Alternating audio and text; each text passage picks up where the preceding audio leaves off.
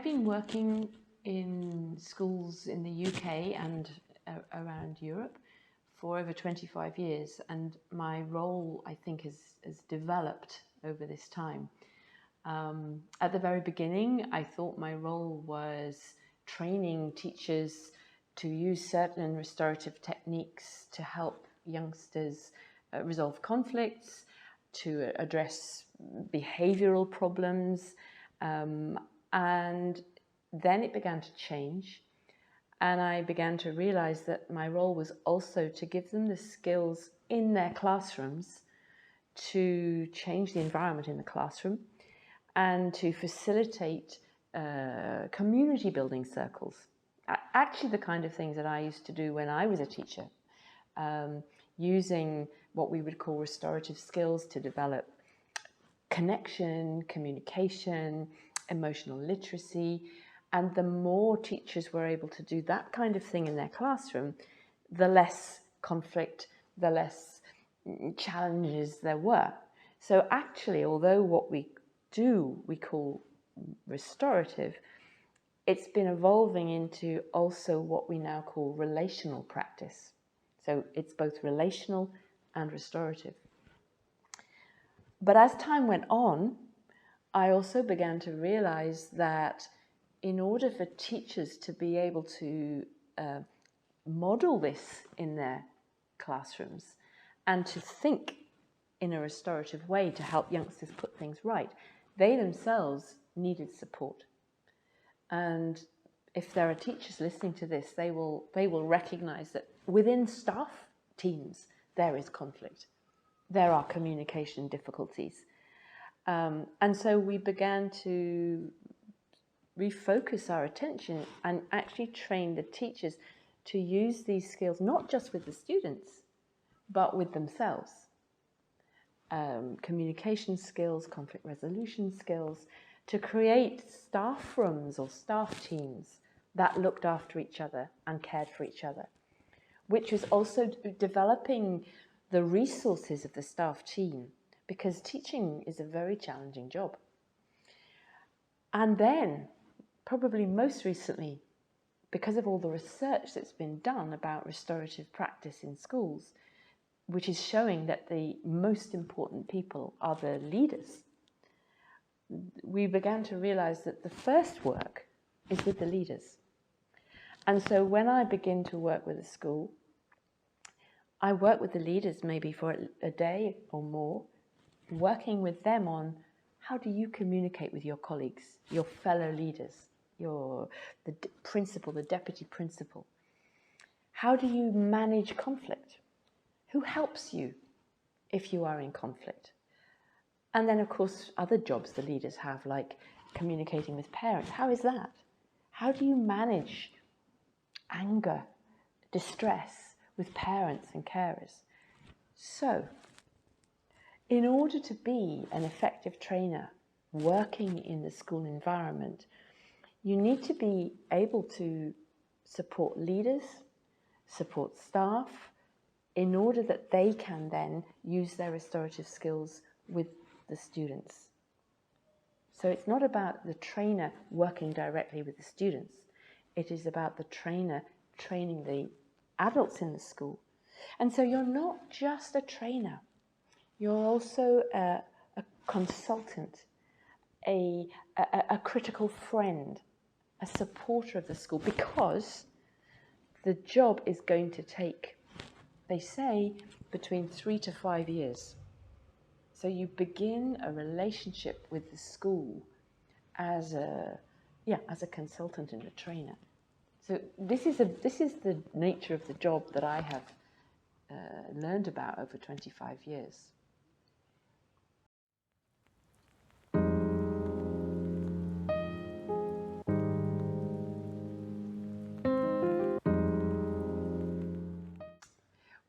Because of the nature of the job that I've just explained, it's absolutely vital that anyone who is going to become a trainer needs to have competence in restorative practices, and I'll explain the range that we train people to use. competent, confident, and has the credibility to work with leaders, which takes competence and credibility, as well as teaching staff. So when I am going to, if somebody expresses an interest in training with me to become a trainer, the first thing I invite them to do is to attend my course. And I have developed a model over many years, which I won't go into the model now. It is in some of the books I have written, but it's built on 5 core beliefs, which then inform fundamental building blocks of the school, but also 5 key steps of restorative practice. And then various applications, how you listen. Well, first of all, the restorative mindset, how you think when someone is behaving in a distressed way or an angry way. There's a whole lot of ways of thinking that is different. Also, how you listen. And the 5 steps that I explain to people can also inform a way of listening to somebody individually. And this can be used in preparation for a meeting, a restorative meeting, or it can be used for supervision, it can be used for support, it can be used to help people debrief troubling incidents, it can be used with children, with adolescents, with adults. And then also there's mediation skills, bringing people face to face, sitting people in circle and working with small groups of students who fall out and need someone to help them solve things, and also the proactive community circles I was talking about earlier. Now, in order to be a trainer of these things, you need to be competent in doing all of those things and have a track record of doing it. You can't stand in front of a group of people training them in these things if you don't know what you're doing. It's like learning to drive, stepping out of the car after you passed your test, and putting a sign on your car saying, "I am now a driving instructor." No one would come to you. It would be dangerous. You need to know how to drive really well before you become an instructor. So, my advice is you attend some basic training, you learn all the skills, you then do as best as you can to maybe go and speak to a school and say, can I try my skills out? And maybe 3 months, 6 months, maybe more, of practice. And it's not just about competence in the skills. It's experiencing the response you get, the resistance you get in schools, because many teachers fear change and there will be resistance. So you need experience in managing those conversations with staff. And you also need to be able to talk with passion about the fact that this works. And if you haven't tried this out for yourself, you're not going to be convinced. So that's why it might take you many, many months of experience, and then you're ready to train as a trainer.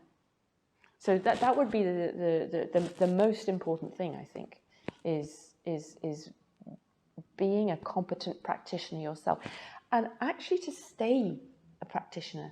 You know, I've been training now, as I say, for 25 years, and I still am also a practitioner.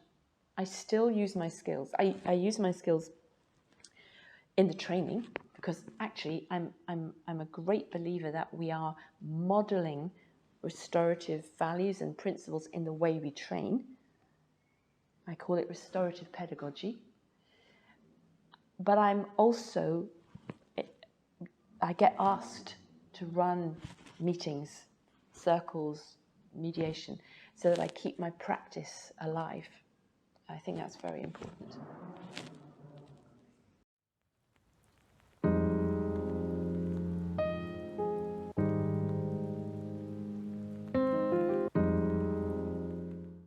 So I'm currently supporting teams of trainers in different countries. And over the time of COVID, it's been quite a challenge, although in many ways I've also learned quite a lot. I have in the past trained trainers who come back after this experience of practice, like I explained, and we meet together for 1 week, and I divide up the training manual. I have written a training manual of maybe over 200 pages that explains exactly how to train this bit, this bit, this bit. What we did was meet in the room, and I'd say, okay, or I would send them some preparatory information, and I would divide up the group and say, okay, group A, choose 3 people. Your role is to deliver module 1 or a bit of module 1, because I divide the course into modules. And you will do that for half a day. And then the second half of the day, we will, all the rest of us who you have been training, will give you some feedback, and we will grow together. We will learn together. And I encourage them to be flexible, to be creative. And then the next day, the next group delivers some aspect of module 2, and so on. Yeah, so each day, a new group will take part of a module, and they will design the half day or whatever, and they will deliver it to all of us, and we will give them feedback. Now, it's okay, but the problem, of course, is that this group of people are training people who are not beginners. They are training people who are already trained, and so you don't get the same response, the same reaction as you would if you were training beginners. You won't get the difficult questions. You won't get the resistance. And although the people in the room are trying to act naturally, they already know what they're doing, and that's a particular challenge when it comes to the role play, because they know what they're doing. They could pretend to make mistakes, but it's not natural. So I've always been a little bit concerned about this model of training for trainers. Now, we have COVID. I was due, for example, to travel to several countries to train trainers in this way. I couldn't go. But the group there was super keen to become trainers. And so I thought, okay, what do I do? And in the end, I thought, you know what, Belinda, you need to trust people. They are intelligent. They are competent practitioners by now. Why don't you just throw them in the swimming pool and see if they can swim?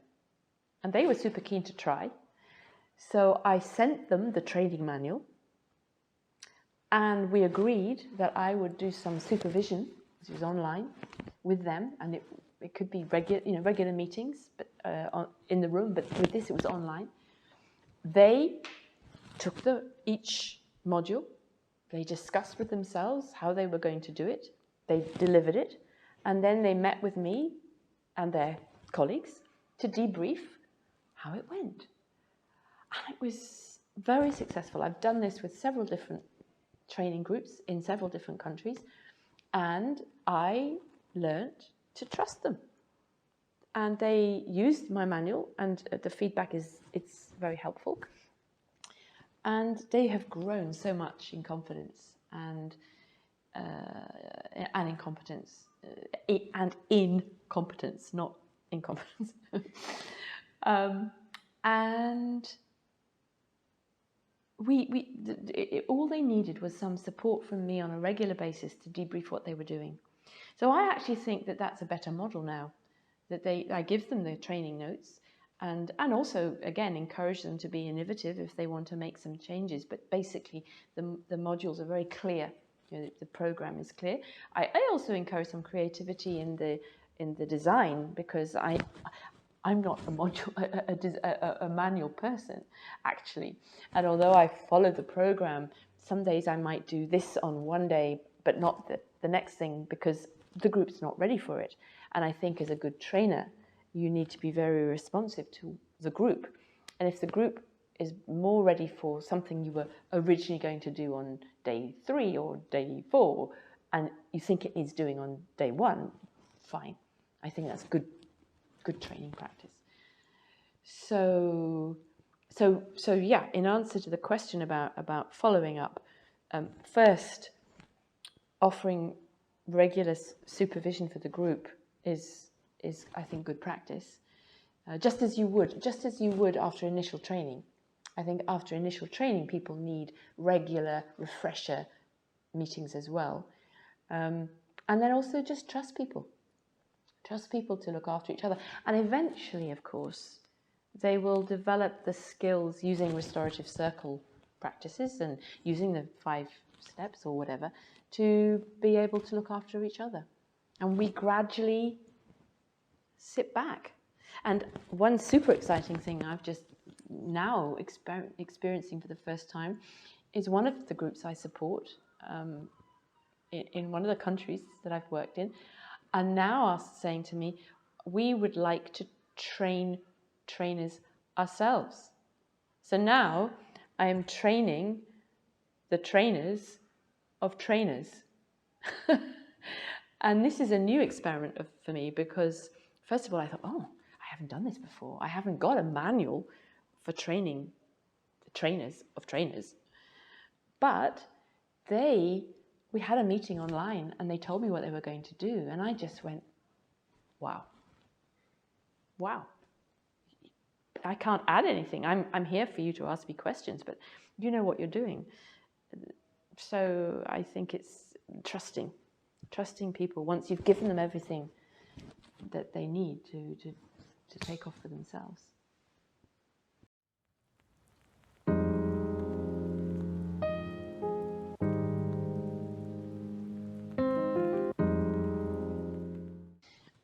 It's absolutely vital that that sort of thing is discussed in training. I have had on a number of occasions real conflict that has occurred in the training room. And I think as trainers, we must not shy away from that. We are there to train in the field of conflict resolution and mediation and restorative practice. And if a conflict occurs and we ignore it, then everybody knows it's there. And what are we modeling? What do we model? We are modeling conflict avoidance, when in fact it's the perfect thing. Now, can you manufacture it? I'm not sure. But on quite a few occasions in my training experience, something has happened. And I most often train by myself, so it's quite easy for me to make that decision myself. I have occasionally worked with other trainers, so we have to have a conversation. How are we going to do it? I'll give you an example. I won't mention the country. We were training in a country and we had done a learning agreement at the beginning, and we had discussed respect and cooperation, and part of that for me was people arriving punctually. And me and my fellow trainer, we were always in the training room at the time that we had agreed to come back after coffee. And little by little, day after day, we noticed that maybe 5 minutes had gone by, nobody. 10 minutes had gone by, nobody. And maybe quarter of an hour, 20 minutes later, people would gradually come in from the coffee. And we thought, well, we have agreed punctuality. What is the point? And if you are a mediator and you agree certain ground rules in the context of your restorative meeting, and people violate those rules, you would do something. You would, and obviously, there are ways of doing this. I won't go into that now. There are ways of doing it in a polite, respectful way. But you cannot let people violate, for example, the rule of being respectful or attacking. Yeah, you can't. You have to hold the boundaries. So as a trainer of restorative practice and as a trainer of trainers, you need to model how to challenge and respect boundaries. And so in this case, when people eventually all came back from the coffee, we my colleague and I had agreed we would do a restorative circle. What does that mean? It means taking up the talking piece and saying what has come up for us. And we noticed that we agreed you'd come back at 11, and we noticed that you came in at 11:15. And that is a problem for us because we agreed punctuality. And we passed the talking piece round to everybody. And it was super uncomfortable. I mean, it was not an easy thing to do because people were really angry. Because I think they felt guilty actually, but they also felt challenged. And there was some cultural difficulty as well about management of time. So the first round was, what's the situation for you? Second one was, what thoughts and feelings are coming up? And there was a lot of anger in the room. Then, who is affected when we agree to come back at a certain time and people don't come back for 20 minutes or so? And then I bring out my needs cards. I use cards with needs on them, and we looked at the needs, and then we went into problem solving. And the group, by this time, they also realized that this was a really useful example. They said, well, actually, we haven't seen each other for a long time. This was a refresher course. Actually, we need more time. We need more time. So we want you to make the coffee break longer. We know this might mean we have less time doing other things, but we want you to make the coffee break longer. And we need help. We need reminding the time because we get so animated in our conversations. And somebody who had a watch and a necklace with a watch said, I like timekeeping. I will be the person who will tell everyone that the time is right to come back in. So that was how we resolved it. I think that was one of the most important lessons that these people learned from the whole process, is that how to solve a problem in a class. Because I used to do this when I was a teacher. I didn't realize it was restorative practice. But if something cropped up in my classroom, we'd sit down and we'd all discuss basically the process I just described. I sort of did it instinctively because I believed in the democratic process. So if it's almost like I'm saying to you as trainers of trainers, that if there is any kind of disagreement or conflict, seize it as an opportunity to stop the course, or not stop the course, see this as a learning opportunity. And if one doesn't happen, then maybe you have to invent one. But you must give trainers the confidence to be able to handle something like this. It's quite hard. It's quite hard, especially if the conflict is with you, the trainer. But it is possible. It is possible.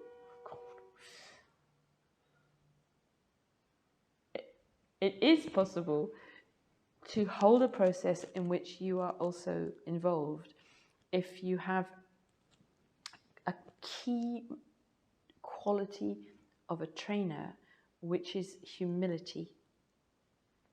And to be able to sit and think, I'm not going to defend myself. I hear there is anger. I hear there is maybe some disagreement. Let's use a restorative process to explore it. And I think people will probably feed back at the end of the course that it was the most useful learning.